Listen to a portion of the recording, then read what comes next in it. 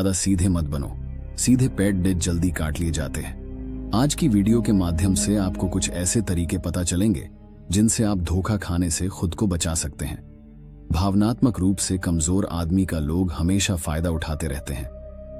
हम सबने देखा होगा, अपने आसपास जो भी इंसान नर्म दिल का होता है, यानी कि भावनात्मक रूप से करुणावान होता है, वह अपनी करुणा बस दूसरों की सहायता तो कर देता है, लेकिन बदले में उसे हमेशा धोखा ही मिलता है। तो क्या एक इंसान को भावनात्मक नहीं होना चाहिए? क्या उसे दूसरों पर भरोसा नहीं करना चाहिए? दूसरों की सहायता नहीं करनी चाहिए? क्या करुणावान और संवेदनशील होना गुनाह है? कोई गलती है? पाया तो यह जाता है कि कोई संवेदनशील आदमी दिल का अच्छा होता है, दूसरों की सहायता करता है, दूसरों का ख्याल रखता है, दूसरों से प्रेम करता है। प्रेम भी तो एक संवेदना ही है, वह भी तो एक भावना का रूप है। तो क्या प्रेम करना भी गलत हो जाता है? और यह तो आप सबको पता होगा कि प्रेम तो आध्यात्मिक साधना का एक बहुत महत्वपूर्ण कदम है। तो किस प्रकार एक इंसान समाज में संवेदनशील, करुणावान और दयालु यानी कि एक अच्छा आदमी बनकर रह सकता है, ताकि लोग उसका फायदा भी ना उठा पाए और वह अपने मन की अच्छाई, अपने मन की कोमलता, करुणा सब कुछ बरकरार भी रख सके। एक बार एक युवा लड़का जंगल के पेड़ों पर मुक्के मार रहा था। वह बड़े जोर जोर से मुक्के मार रहा था। वह अपने मन का गुस्सा निकालने की कोशिश कर रहा था। शायद उसको किसी ने धोखा दिया था, या फिर उसके साथ बहुत बुरा हुआ था, जिससे वह बहुत ज्यादा परेशान था। उसे कहीं भी शांति नहीं मिल रही थी। वह लगातार उस पेड़ पर मुक्का मार रहा था, जिससे उसकी उंगलियां लहूलुहान हो चुकी थीं। उसी जंगल में एक शीतल पानी का झरना था। वहां पर एक भिक्षु रोज संध्या समय स्नान करने आया करते थे। यह उनका नित्य का नियम था। आज जब वह भिक्षु इस रास्ते से स्नान करने के लिए उस जंगल में आया, तो उसने उस लड़के की हालत देखी। वह जोर जोर से चीख रहा था, रो रहा था और लगातार मुक्के मारे जा रहा था। उस लड़के के आसपास कोई मौजूद नहीं था। इससे उस भिक्षु को उस युवक की चिंता होने लगी। उसने सोचा कि कहीं मैं इसे ऐसे ही छोड़ दूं और कहीं ये आत्महत्या कर ले। तो ऐसे विचार आने के बाद भी वह कुछ नहीं बोला और लगातार उस युवक की तरफ देखे जा रहा था। भिक्षु एकदम चुपचाप खड़ा हुआ था। उसने युवक से कुछ नहीं बोला, कुछ नहीं कहा, बस वह उसको लगातार देखता रहा। कुछ देर तक तो उस युवक ने उस भिक्षु को नजरअंदाज किया, लेकिन कुछ देर बाद उसे अजीब सा लगने लगा। उसने सोचा, ना तो यह मुझे रोक रहा है और ना ही कुछ कह रहा है, यह तो बस मुझे देखे जा रहा है। इसका क्या मतलब है? बड़ा अजीब आदमी है। ऐसे ही विचार उस लड़के के मन में उठने लगे थे। जब कुछ देर बाद भी वह भिक्षु कुछ नहीं बोला, तो लड़के ने अचानक से उससे पूछा कि महाशय, आप अपने रास्ते क्यों नहीं चले जाते? आपको क्या मतलब? आप खड़े हुए मुझे देख क्यों रहे हैं? भिक्षु ने बड़े शांत स्वर में कहा कि मैं तुम्हें रोक नहीं रहा हूं, तुमसे कुछ कह नहीं रहा हूं, तो मुझसे तुम्हें क्या परेशानी है? मेरे ही तरह है। ये पेड़ पौधे, ये पक्षी, ये सब तुम्हें तो देख ही रहे हैं। जब इनसे तुम्हें कोई परेशानी नहीं है तो मुझसे क्यों परेशानी है? यह सुनकर और लड़का जोर से चीख कर बोला, मुझे सबसे परेशानी है। मैं सबसे नफरत करता हूं। यहां पर सब धोखेबाज गद्दार होते हैं, कोई किसी का नहीं होता इस दुनिया में। और इस तरह बोलते बोलते वह फूट फूट कर रोने लगा और रोए जा रहा था और भिक्षु उसे देखे जा रहा था। वो उसे चुप करने की कोशिश भी नहीं कर रहा था। यह बात तो उस लड़के को और ज्यादा अजीब लगी। अब रोना छोड़कर उस लड़के ने सीधे खड़े होकर उस भिक्षु से कहा, बड़े अजीब आदमी हैं आप। आपके सामने कोई इंसान रहा है, दुखी है, परेशान है, और आप उसे चुप भी नहीं कर सकते। आपके मन में बिल्कुल भी संवेदना नहीं है। बड़े अजीब और कठोर हृदय वाले साधु हैं आपको अपने साधु होने पर खेद होना चाहिए। और ऐसे ही न जाने क्या क्या जली कटी बातें वो युवक उस भिक्षु को सुनाने लगा।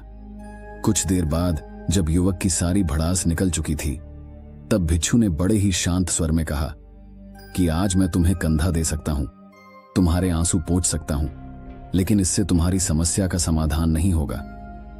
कुछ देर के लिए तुम्हारा मन बहल जाएगा, बस उसके बाद वही जिंदगी, वही लोग जो तुम्हें आज कंधा देने के लिए भी तुम्हारे पास नहीं है। फिर से तुम उसी जिंदगी में लौट जाओगे। कोई तुम्हें धोखा देगा, कोई तुम्हारा फायदा उठाएगा और तुम अपने मन को ऐसे ही तकलीफ पहुंचाते रहोगे। तो आंसू पोंछने की बजाय तुम्हें मुझसे कुछ ज्ञान की बातें लेना चाहिए, जिससे तुम्हें जीवन में कोई भी धोखा ना दे सके। तुम्हारी अच्छाई का कोई भी फायदा ना उठा सके। याद रखना, आंसू पोंछने वाले तो तुम्हें बहुत मिल जाएंगे, लेकिन ज्ञान और सही समझ देने वाला कभी कभी कोई इंसान मिलता है। भिक्षु ने उसे बताया कि मैं पास ही के झरने में स्नान करने के लिए जा रहा हूं। बड़ा ही शीतल पानी है वहां का। अगर तुम चाहो तो तुम भी मेरे साथ चल सकते हो। यहां पर अकेले परेशान होने से अच्छा है कि तुम झरने की शीतल पानी में स्नान करो, जिससे तुम्हारा दिमाग, मन, मस्तिष्क और तुम्हारा शरीर सब कुछ पवित्र हो जाएगा। यह सुनकर वो लड़का उस भिक्षु के पीछे पीछे हो लिया। जंगल के बीचों बीच रास्ता झरने की तरफ जाता था। जंगल में सन्नाटा छाया हुआ था। उनके पैरों तले सूखे पत्तों की चरमराने की आवाज पूरे जंगल में गूंज रही थी। आज पूर्णिमा की रात थी और आसमान में चांद अपनी उजली रोशनी उस जंगल में फेंक रहा था। उस रोशनी में दोनों उस झरने की तरफ बढ़ते चले जा रहे थे। रास्ते में चलते चलते उस युवक ने उस भिक्षु से कहा कि महात्मन, आपकी जिंदगी मस्त है, आपको किसी चीज की कोई परेशानी नहीं है। आपको पता है कि दुनिया में कैसे कैसे लोग बसते हैं। कितने धोखेबाज, कितने मक्कार, और सबसे बड़ी बात, अपने लोग ही धोखा देते हैं जिनसे हम प्रेम करते हैं, जिनको हम अपना मानते हैं। जब उन्हीं से धोखा मिलता है तो कैसा महसूस होता है। कभी कभी तो ऐसे लगता है कि भोले और दयालु लोगों के लिए यह दुनिया नहीं बनी है, ये धोखेबाजों के लिए है, मक्कारों के लिए है। वही यहां पर फलते फूलते हैं, वही आनंद से जीते हैं, और हमारे जैसे लोग जो दूसरों की सहायता करते हैं, दूसरों को अपना मानते हैं, वह हमेशा जीवन भर दुख में रहते हैं। यही जीवन की सत्यता है और यही संसार है जिसमें हमें रोज घुट घुट कर मरना पड़ता है। आपने सही किया, ऐसे जिंदगी को त्याग दिया, पीछे छोड़ दिया। अब बस अपने में मस्त, किसी से कोई परेशानी नहीं है, किसी की कोई चिंता नहीं है। मैं भी सोचता हूं कि मैं भी संन्यास ले लूं, छोड़ दो इस दुनिया को। यह सुनकर उस भिक्षु ने कहा कि तुम्हें क्या लगता है, सन्यासी जीवन बहुत आसान होता है? भिक्षु ने बड़े शांत स्वर में कहा कि तुम्हें तो 2 वक्त की रोटी तो शांति से मिल जाती है, हमें तो कभी कभी वह भी नसीब नहीं होती। अगर भिक्षु मिल जाती है तो हम खा लेते हैं, वरना हमें तो भूखा ही सोना पड़ता है। यही सन्यासी जीवन है, हमें हमेशा नीचे सोना पड़ता है, सिर्फ एक लंगोट में रहना पड़ता है। चाहे कैसा भी मौसम क्यों ना हो, तो ये सब तुम्हें आसान लगता है, तो तुम भी सन्यासी बन जाओ। युवक ने कहा कि आप कहते तो ठीक ही हैं, संघर्ष तो दोनों तरफ है, सांसारिक जीवन में भी और सन्यासी जीवन में भी। वैसे सांसारिक जीवन भी अच्छा है, लेकिन तब तक जब तक घर परिवार में सुख शांति बनी रहे, धोखा ना मिले, हमारे लोग हमारा फायदा ना उठाएं, हमसे झूठ ना बोले, हमें धोखा ना दे, तब तो जीवन जीने का आनंद होता है, वरना तो जीवन नर्क हो जाता है। भिक्षु ने कहा, देखो, सन्यास अपने मन से लिया जाता है। जब हमारा मन कहता है कि हमें सन्यास के मार्ग पर सफलता हासिल करनी है, आगे बढ़ना है, तो ही सन्यासी जीवन सफल हो पाता है। लेकिन तुम अपने घर से परेशान होकर, दूसरे लोगों से परेशान होकर सन्यासी बनना चाहते हो, तो तुम्हारा सन्यासी जीवन भी कभी सफल नहीं होगा। इससे अच्छा तो तुम सांसारिक जीवन में अगर कुछ तरीके, कुछ नियम अपनाओ, तो दूसरे लोग तुम्हें धोखा नहीं दे पाएंगे। सबसे पहले तो यह समझो कि धोखा उन्हें ही मिलता है जो भावनात्मक रूप से कमजोर होते हैं, जिनका दिल जल्दी पिघल जाता है, जो दूसरों को दुख में नहीं देख पाते। ऐसे लोगों के साथ धोखे होने की संभावना ज्यादा होती है, क्योंकि कोई भी आदमी अपनी परेशानी बताकर, अपने को दुख में बताकर तुम्हारा फायदा उठा सकता है।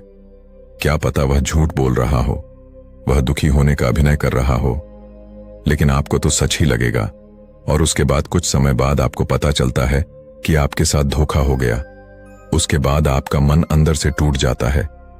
इसीलिए सबसे पहले बात ध्यान रखना कि किसी भी व्यक्ति को यह एहसास मत होने दो कि तुम भावनात्मक रूप से कमजोर हो। अंदर से तुम्हारा दिल नर्म है। अगर उन्हें यह कमजोरी आपकी पता चल गई, तो वह कोई ना कोई जाल रचकर आपका फायदा उठाने की जरूर कोशिश करेंगे। चाहे आप अंदर से संवेदनशील हों, दूसरों की मदद करने वाले हों, लेकिन किसी को एहसास मत होने दो। ऊपर से कठोर बने रहो। जब लोगों को लगेगा कि इससे कुछ बोलने का फायदा ही नहीं है, यह आदमी कठोर है नहीं, पिघलेगा, तो खुद ब खुद वो लोग जो झूठे हैं, जो मक्कार हैं, वो आपके पास आएंगे ही नहीं। वो उन्हें चुनेंगे जो उनके आसान शिकार होंगे। दूसरी बात समझने की यह होती है कि हम बहुत जल्दी दूसरों पर विश्वास कर लेते हैं। और हमारी जल्दी विश्वास करने की आदत ही हमें हानि पहुंचाती है। 2 दिन तुम्हें किसी से मिले हुए नहीं होते हैं और तुम एक दूसरे के हो जाते हो, एक दूसरे पर पूरा भरोसा करने लग जाते हो और यह भरोसा तीसरे दिन टूट भी जाता है और फिर तुम्हें धोखा मिलता है और फिर तुम परेशान होते हो। इसीलिए समय दो। किसी भी चीज को, किसी भी रिश्ते को आगे बढ़ाने के लिए समय की जरूरत होती है। समय के साथ तुम्हें सामने वाले इंसान की अच्छाई और बुराई पता चलती है। तब तुम्हें पूर्ण रूप से पता चलता है कि इंसान वास्तव में कैसा है, अच्छा है या बुरा है, और वह कुछ समय देने के बाद ही होता है। इसीलिए जल्दी किसी पर विश्वास मत करो। अगली पहचान या अगला तरीका समझने के लिए तो हमें यह ख्याल रखना चाहिए कि सामने वाला वापस कभी भविष्य में हमारी सहायता करने योग्य है कि नहीं है। अगर किसी को पैसा उधार दे रहे हो तो यह समझो कि उसके पास आय का कोई साधन है कि नहीं है। कल भविष्य में वह तुम्हें वापस कर पाएगा कि नहीं कर पाएगा। अगर वह नहीं करेगा तो तुम्हें तकलीफ होगी, तुम्हें दुहक होगा।